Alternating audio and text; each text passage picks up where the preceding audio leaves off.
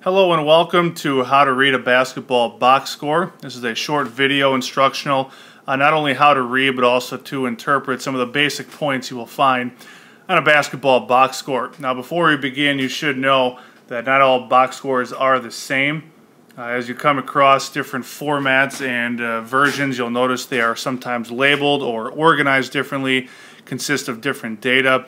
It's a result of numerous factors such as computer software, amount of statistics available, sometimes the amount of space available to print a box score, say in a newspaper, compared to putting one online. So not all are the same, but we will cover some of the basic points you will encounter. Now, first and foremost, you'll need to know that when reading a box score, and the one we are working with here today is from Game 6 of the 2015 NBA Finals between the Warriors and the Cavaliers. But as you look at one, you will need to learn how to read both top to bottom as well as left to right. So the top to bottom is statistically how they organize a lot of the information, so we'll see categories of stats in that situation. Going left to right is how we will separate team and individual player stat lines. So we'll get to more of that in just a bit. Now for the most part, every box score for basketball will feature some basic information. They'll be put into certain categories that, again, these could be placed in different places on a stat or a box score, but for the most part are all there. We see near the top the date, the location of the game, the referees, the officials that the NBA assigned to the game. To the right near the top you see the time of the game, that's the length of it, the attendance, and then at the bottom in the highlighted box you'll see the score broken down by team and quarter. Now again, this will be on pretty much every standard basketball box score. Oftentimes they'll be in different areas though. A lot of times the score will be near the top and you'll see the officials, the time of game, and the attendance near the bottom, but they will always be a part of it. Now also standard is the fact that the visiting team is always placed first and on top, followed then by the home team second or on the bottom. Now a team's roster is fully listed, all available players who are eligible to play. As we look here at the Golden State Warriors in the top half, as they were the visiting team, we'll notice that there's a space after the first 5 players. Top 5 players are always the 5 starters for a basketball team. And then after that, you see the names listed of the bench or reserve players. Now the reserves are listed in order in which they play in the ball game. If they did not play, as is the case with, say, Andrew Bogut, then they are listed alphabetically after those who played in the game. Now we're looking top down at some of these statistical categories as we go left to right as well. We'll start with the first list of numbers, which is just that, the numbers worn by the players.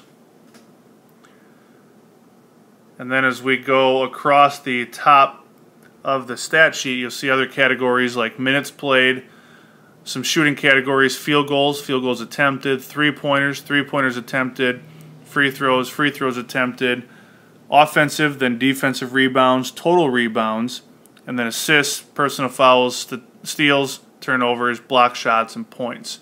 Again, these are all pretty standard, sometimes labeled differently and sometimes in different orders, but you'll find a lot of these on a basketball box score. This helps us in developing an individual player's stat line, as is highlighted here for NBA MVP Stephen Curry. This was his stat line for the game. All of these statistics in relation to his performance. Now as we look at those, you can then find the intersection with a specific statistical category. In this case, we're going to highlight assists. So where they intersect at the number 8 was his assist for the game.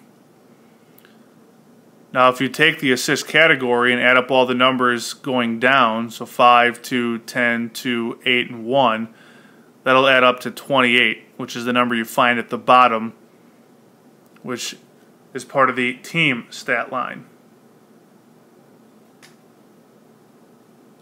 So a team stat line will feature the totals for all the players combined. So again, we see 28 for assists. It'll also go a step further in the case of shooting and give you the percentages. So for the Warriors, for field goals, they shot 37 out of 85. So took 85 attempts, made 37 for 43.5%. That again is a team stat line. Now speaking of team stats, there are several more that you will find on a basketball box score, oftentimes near the bottom. In this case, we see points in the paint, which are baskets scored inside the lane. Second chance points, those are points scored after an offensive rebound. Fast break points, those scored in transition. Oftentimes you'll also find the totals of bench points, so all points scored by non-starters. And you will often find points off of turnovers. Now in the case of this specific box score, points off turnovers are listed in a different area. So they follow the number of total turnovers for the opposing team. So as you look at the highlighted portion underneath the Golden State Warriors, they committed 9 total turnovers as a team. The number that follows in parentheses is the number of points off turnovers scored by the Cleveland Cavaliers. And you'll find that reversed then on the second highlighted portion underneath the Cavaliers, who had 19 turnovers as a team, and that led to 25 Warriors points. So those are some team categories.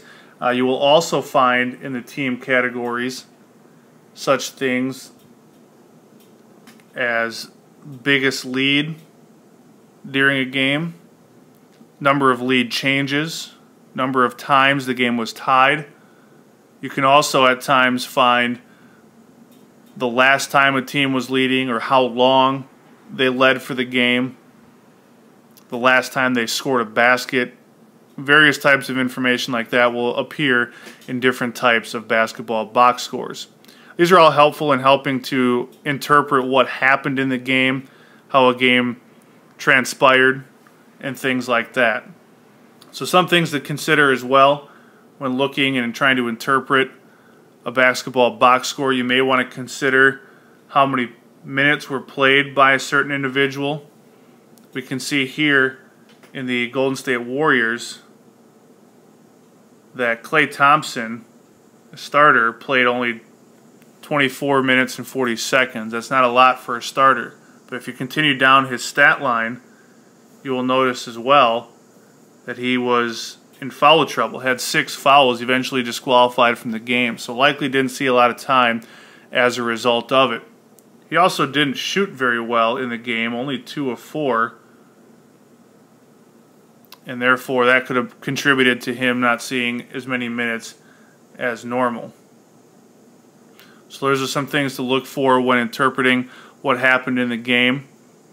We talked as well about the turnovers, so you can clearly see, as we highlight again, that the Cleveland Cavaliers had turnover troubles, committing 19 as a team, 16 individually by the players, and that led to 25 points. That was 12 points more off turnovers than what the Cavaliers scored. That's a sizable differential and can lead, in this case, to an 8-point victory and the NBA championship. So that's how to read a basketball box score. Again, you need to know top to bottom statistical categories and what each category represents, what they mean. And then left to right is how they group an individual player or team's stat line. Hopefully this helps you and you'll be able to further learn the game of basketball and follow your favorite teams and players at various levels of the sport.